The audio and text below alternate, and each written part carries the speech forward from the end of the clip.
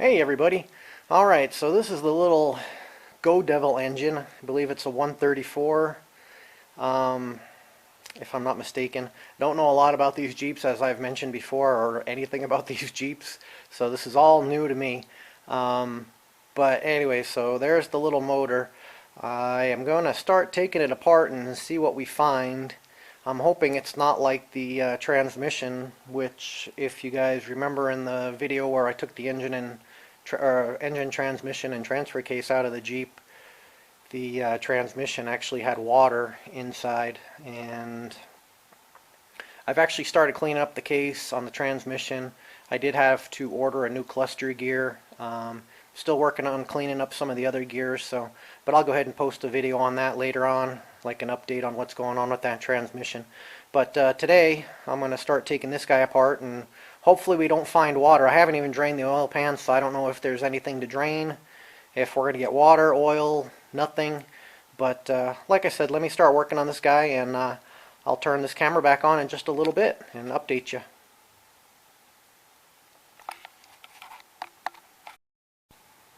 Alright, just wanted to show you guys that. I am actually surprised that that looks like oil. I was expecting a whole bunch of water and just all kinds of stuff, or nothing, to be honest. But the last thing I was expecting was actual oil. It does have some shiny stuff in it. I got the plug right here.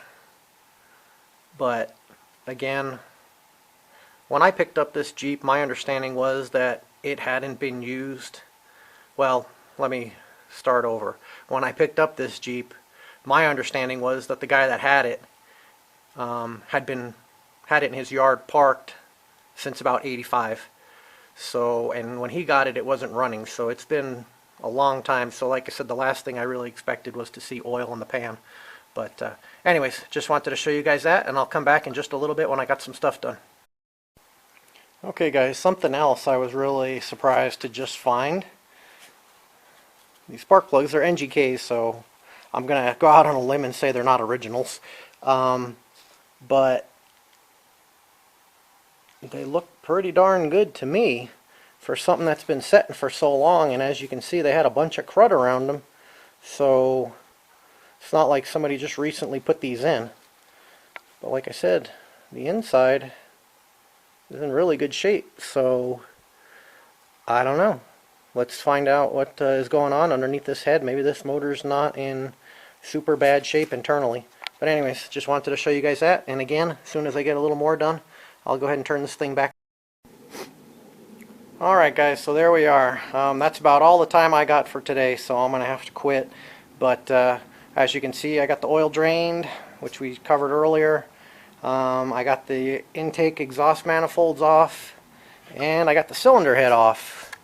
Which, really, I mean, yeah, there's junk down in there, and looks like there was probably mice at one time and blah blah blah, but the motor did spin over, and to be honest, I mean,